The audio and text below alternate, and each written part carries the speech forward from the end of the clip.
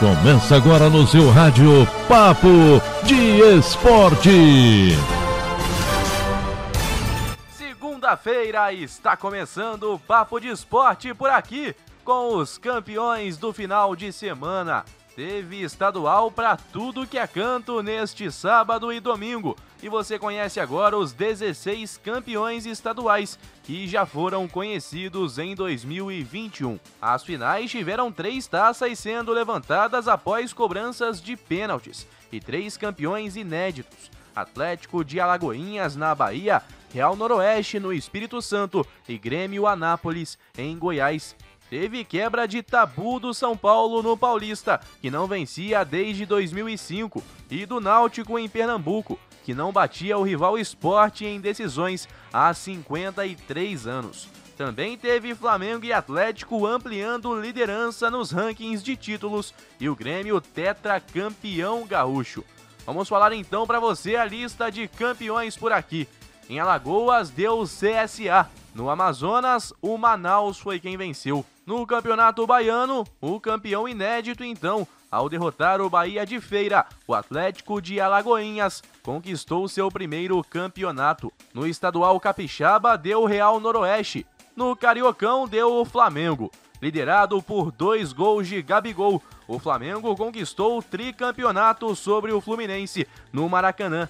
Após o empate em 1-1 no jogo de ida, a vitória no último sábado foi por 3-1.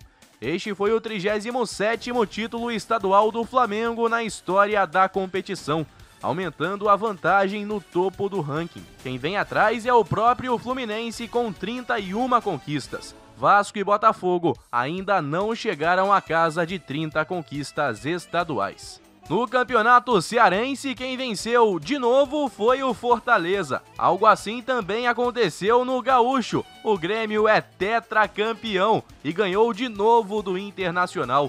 No Campeonato Goiano, como a gente falou, também título inédito: Grêmio Anápolis, que derrotou o Vila Nova nos pênaltis. No Campeonato Maranhense, o Sampaio Corrêa se sagrou campeão.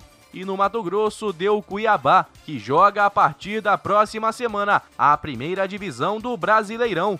No Campeonato Mineiro, quem venceu foi o Atlético, depois de 2 empates sem gols e utilizando da vantagem que o regulamento garante. No Campeonato Paraense, o Paysandu levou a melhor. E no Paulista deu o São Paulo, que colocou fim a mais de 8 anos de fila e conquistou o Campeonato Paulista ao vencer o Palmeiras por 2-0 no Morumbi. É o primeiro título do tricolor desde a Copa Sul-Americana de 2012 e o primeiro paulistão desde 2005, ano marcado por conquistas de Libertadores e Mundial de Clubes. Um início perfeito para o técnico Hernan Crespo, que estava bastante feliz ontem no Morumbi. O São Paulo agora iguala ao Santos na 3ª posição dos maiores campeões, com 22 títulos. O Palmeiras tem 23 e o Corinthians lidera com 30. Seguimos agora para Pernambuco, em que o Náutico venceu depois de 53 anos o Sport. Depois de empate por 1-1 no tempo normal, a decisão foi para os pênaltis, em que o Náutico venceu por 5-3. E teve sua dose de polêmica também. O alvirrubro Giovani perdeu sua cobrança, mas o VAR, alegando que Maílson se adiantou, mandou repetir. Ele fez e, posteriormente, o Timbu fechou as penalidades por 5-3.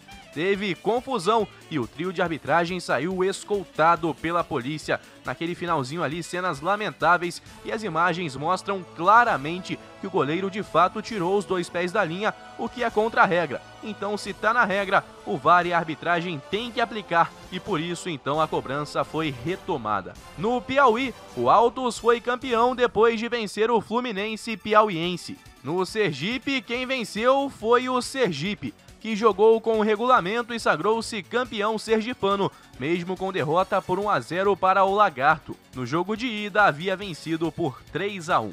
Bom, depois desse passeio pelo Brasil falando sobre as vitórias nos estaduais, a gente fala sobre Fórmula 1. Verstappen venceu e é o novo líder do campeonato. O holandês praticamente dominou o GP de Mônaco de ponta a ponta e agora tem 105 pontos, 4 à frente de Lewis Hamilton, que foi discreto e terminou em 7º lugar. O segundo lugar da corrida ficou com Carlos Sainz, da Ferrari, e Lando Norris, da McLaren, fechou o pódio. De quebra, os resultados colocam a RBR na frente da Mercedes na classificação por equipes, com 149 pontos, um à frente da equipe alemã. Para completar o fim de semana trágico da Mercedes, o problema na roda de Bottas, que o tirou da corrida, fez ele cair de terceiro para quarto na classificação. Falando um pouco mais sobre o contexto da corrida, o Verstappen fez o segundo tempo no treino de sábado e foi beneficiado por conta de um problema na Ferrari de Charles Leclerc, que anotou a pole position, mas não conseguiu largar. Assim, Max, mesmo na posição 2 do grid, era o primeiro da fila na largada. Não chegou a ser ameaçado em nenhum momento da prova, a não ser na própria largada, em que conseguiu fechar bem a porta para Valtteri Bottas. Então é isso, na Fórmula 1, o líder por enquanto é Verstappen, depois do GP de Mônaco. E a gente volta a se encontrar amanhã, terça-feira, com muito mais, aqui no nosso Papo de Esporte. Tem Libertadores e jogos decisivos nesse meio de semana. E o Brasileirão vem por aí. Tem muita coisa boa. Os estaduais ficam para trás e novas competições estão chegando. Até amanhã, valeu demais! Guilherme Faria para a Rádio Conselheiro FM em todas as plataformas.